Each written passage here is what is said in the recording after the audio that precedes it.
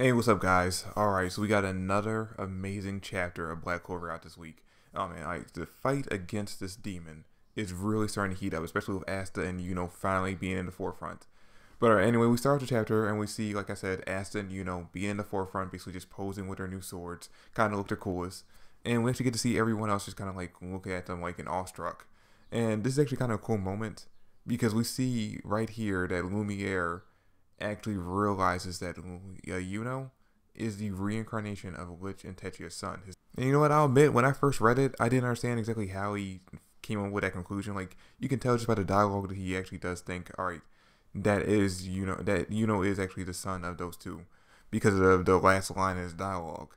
But when you think about it, it doesn't really make a lot of sense for Lumiere, or at least at first it doesn't seem like it makes sense for Lumiere to come to that conclusion, because alright, it made sense for Lich and Patry and all the other elves because they're elves. They get sense in their elf inside of him. But when it comes to Lumiere, he doesn't have that elf like sensing ability.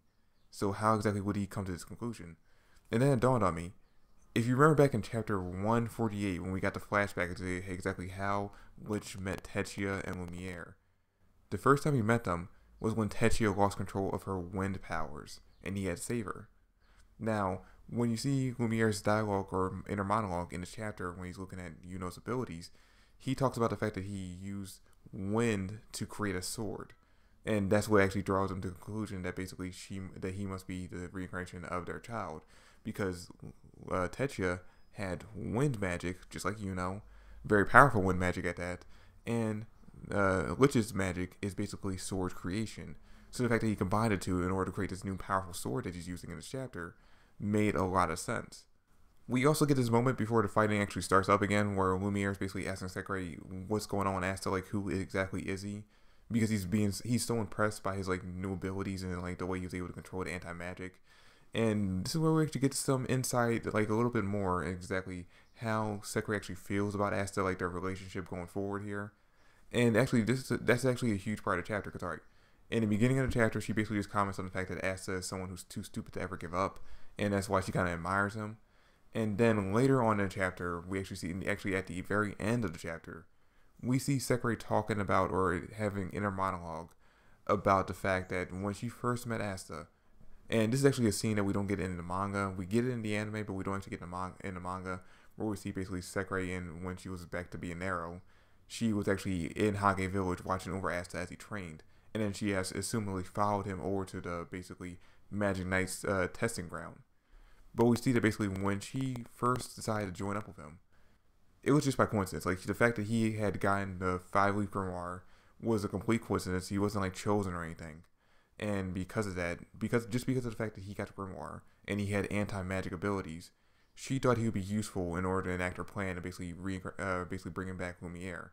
So she kept with him just to use him. But over time, she obviously started to basically like care about Asta and actually want to see him develop. There's even a line in this chapter where she basically says, "I didn't want to root for you. I didn't want to believe in you." But now she does. Where we see at the very end of the chapter, she's begging him to win because she wants him to come out alive. And you know what? I'm actually glad we actually got this in this chapter, because I've been basically trying to figure out exactly what is Sakurai's plan with Asta. Like, exactly why does she go to him and why does she stick around him so much?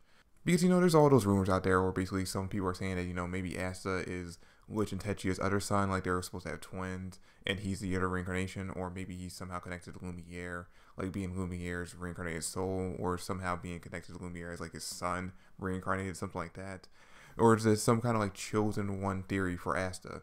And while I don't agree with any of those, because I like the idea that Asta's just a normal person, and that he just happened to coincidentally get all this power and train up to be the underdog that he has been.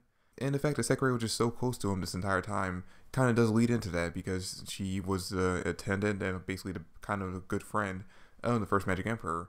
So she would be able to basically sense some kind of like specialness from Asta.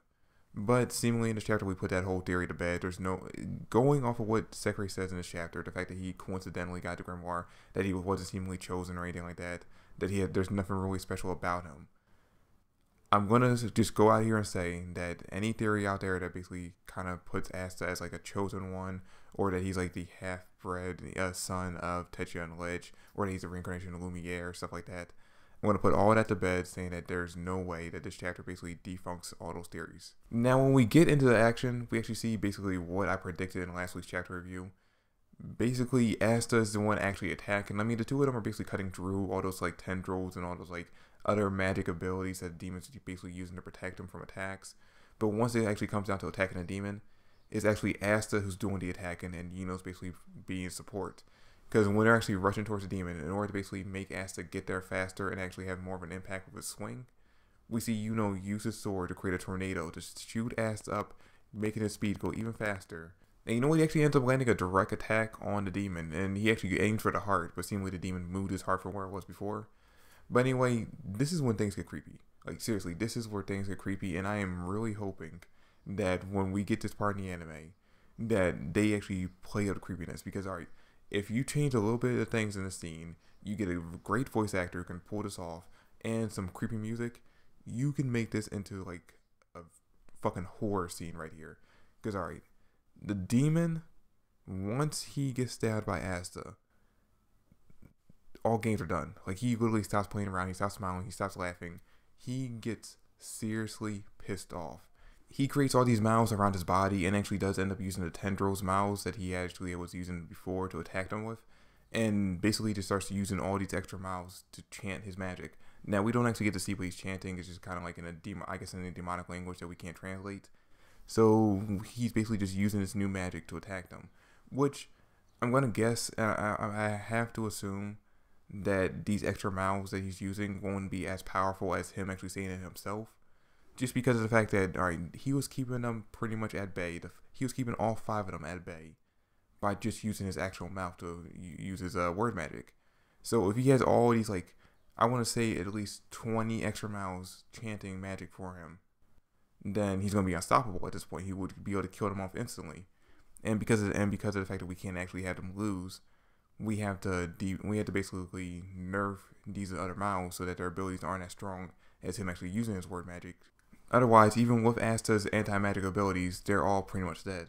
But anyway, we see basically Patry freaking out by the fact of what's going on, and we also get to see a quick moment of Charlotte and Yami. They're trying to make their way to the fight, but they're actually just kind of get cut off. They're actually directly below it, but because of all the shit that's going on right now, they can't get any closer. But anyway, we see Patry kind of freaking out exactly what he can do at this point, and then we get the death flag simultaneously of Lumiere and Licht. We basically get the scene where the two of them basically tell Patry that they're going to lead the future of the kingdom to him and that he's going to be in charge of protecting the humans, because of the fact that they're going to do something against the demon to end all this, which they don't exactly say what they're going to do. And based off the end of the chapter where we see Asta and Yuno getting ready to go back into the fight, it seems more likely that they're going to be fighting the demon instead of Licht and Lumiere. But based off of their dialogue in the chapter, you can definitely tell that death flags were raised for them. So you can tell that in the next chapter or the next few chapters, they're going to sacrifice themselves in some way in order for them to help Yuno and Asta actually defeat the demon. And you know what, this actually kind of sucks, because even though I expected the two of them to end up dying by the end of this arc, I did kind of have some hope that maybe we'll be able to get them a little bit longer past the arc, just a little bit. I mean, especially Licht. Lumiere, you knew was going to end up dying by the end of the arc. He had to go back to being stone or something like that, because he's only brought back because of the magic stones. So once they're gone, he would be gone too. But with Licht, he's actually fully reincarnated, so you expected him to be, like, if anyone had the possibility of staying, it was him. But seemingly the two of them actually are going to die off by the end of this arc, or within like the next, I want to say 2 or 3 chapters. And that's pretty much all that happens in the chapter. Like I said, we get to see at the very end Asta and Yuno getting ready to, go on the offensive again. And speaking of Yuno, I'm hoping in the next chapter, when we actually see the fight between the two of them against the demon, that we'll actually get to see Yuno be more effective or more involved in a fight instead of just being the supporter role. I'd like to actually see him doing some attacking, which I know the demon's magic wouldn't really be affected by Yuno's abilities, but Yuno could still do some kind of damage. Like, even if it's just a little bit of physical damage that the demon's gonna be able to recover from instantly, it would still be nice to see him actually do some kind of damage to the demon himself, just to show how powerful his new ability is. Anyway, guys, that's it for me for this video. Thanks for watching. Hope you enjoyed. Even though I was kind of against it, like I said, we at the end of the chapter get to see that Asta and Yuno are going back into the fight, assumingly because of the fact that we got death flags for Lumiere and Licht in this chapter, that we're getting close to the end. So I'm hoping that, maybe the next like 3 or 4 chapters, we'll take a break from the fight and actually check in with some of the other fights that are going on. Like, all right, we already saw the ending of that fight between Charmy and Lil, the fact that Charmy won. So let's go and check in and see what's going on with Noelle and Jack versus Fauna, or what's going on with the Black Bulls outside the castle and their fight against all the other elves. See if maybe, you know, they have all decided to stop fighting and come together because of the fact that Lich used its abilities and they should be able to, at some point, or somewhat sense what's going on with the demon. Or maybe Nozel and Fugoyan and everybody else tells them exactly what's going on. Stuff like that. I would love to see some of the other characters in their fights get a conclusion before we actually get a conclusion to this arc. But yeah, that's it for the video, guys. Thanks for watching. I hope you enjoyed. If you did, drop me a like, subscribe to the channel. I really appreciate it. Comment down below your thoughts and theories, and I'll catch you guys later. Peace.